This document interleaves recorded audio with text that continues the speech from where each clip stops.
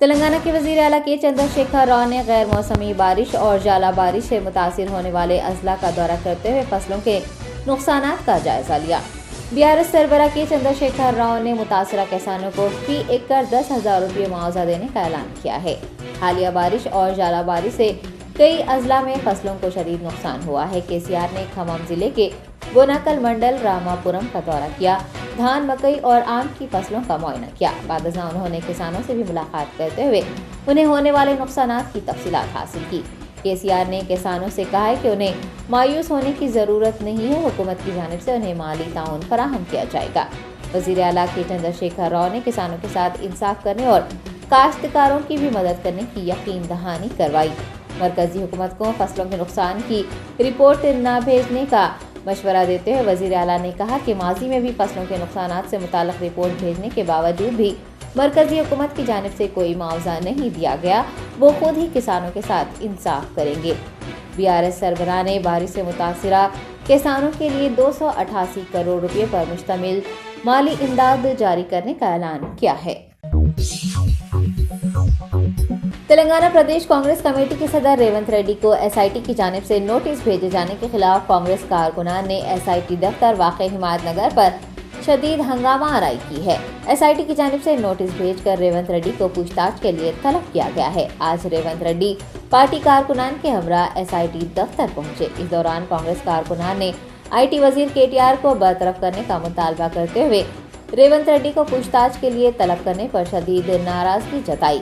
اس دوران کانگریس کارکنان اور پولیس کے درمیان جھڑپیں بھی ہوئی، جس کے نتیجے میں وہاں کشیدگی پھیل گئی۔ پولیس نے احتجاج کرنے والے کانگریس کارکنان بشمول خیرتآباد کارپوریٹر وجے ریڈی و دیگر کو حراست میں لے لیا۔ تلنگانہ پردیش کانگریس کمیٹی سربراہ ریونت ریڈی نے کہا ہے کہ TSPSC پیپر لیک معاملے کے لیے وزیر IT KTR کو ذمہ دار ٹھہرایا جانا چاہیے۔ پیپر لیک معاملے میں ریونت ریڈی خصوصی تحقیقاتی ٹیم کے روبرو پیش ہوئے ہیں۔ انہوں نے مطالبہ کیا ہے کہ ملزموں کے خلاف فوجداری مقدمات درج کیے جائیں۔ ریونت ریڈی نے انہیں ڈرانے دھمکانے کے لیے نوٹس دینے کا الزام عائد کیا ہے۔ قبل ازیں انہوں نے SIT کے چیف آفیسر AR سرینیواس کو تمام تر معلومات بھی فراہم کی۔ ریونت نے وزیر IT KTR سے پوچھ تاچھ کیے بغیر ہی انہیں اور BJP ریاستی صدر بنڈی سنجے کو نوٹس دیے جانے پر شدید نکتہ چینی کی ہے۔ سائبرآباد پولیس کمشنر رویندر اسٹیفن نے ملک بھر سے 16 کروڑ 80 لاکھ افراد کی ذاتی معلومات چوری کیے جانے کا انکشاف کیا ہے۔ پولیس کو پتہ چلا ہے کہ ناگپور، ممبئی اور دہلی سے سرگرم ٹولیوں کے ارکان نے کروڑوں لوگوں کی ذاتی تفصیلات چوری کر لی۔ سائبرآباد پولیس کمشنر رویندر اسٹیفن نے میڈیا سے بات کرتے ہوئے بتایا کہ گیس بل کی ادائیگی نہ کرنے والے افراد کو فون اور ٹیکسٹ کرتے ہوئے ملزمین نے ان کی تفصیلات حاصل کر لی۔ دوسری جانب گیس کے صارفین اور خواتین کی ذاتی تفصیلات پر مبنی ڈیٹا بھی چوری کر لیا گیا ہے۔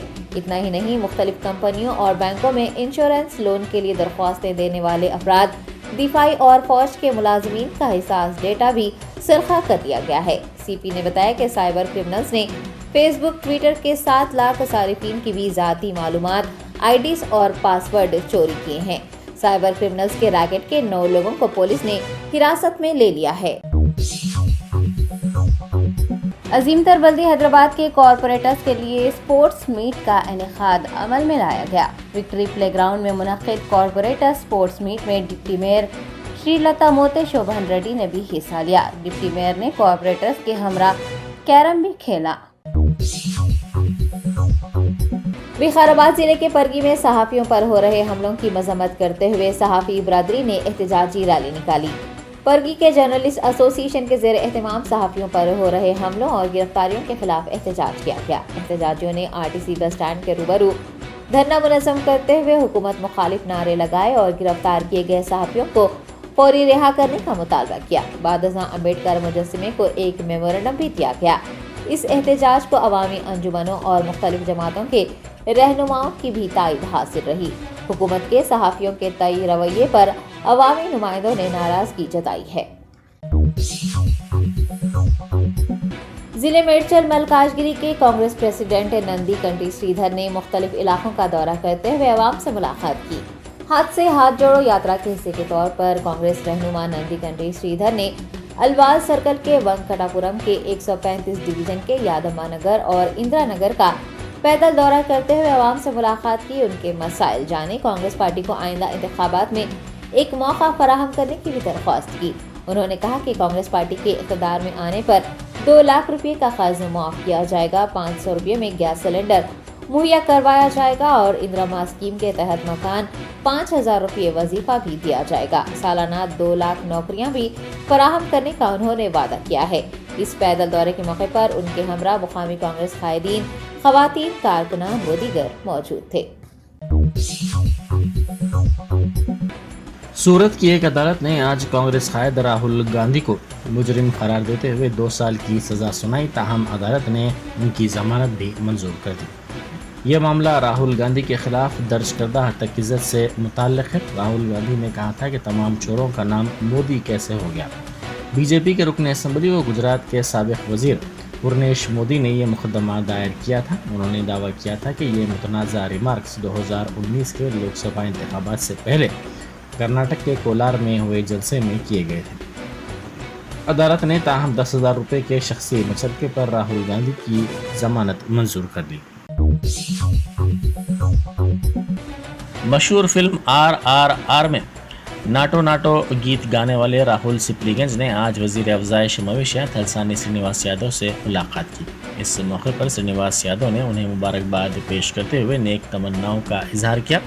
ऑस्कर अवार्ड हासिल करने के बाद राहुल सिपलीगंज शहर पहुंचे और वजीर मौसूफ से मुलाकात की।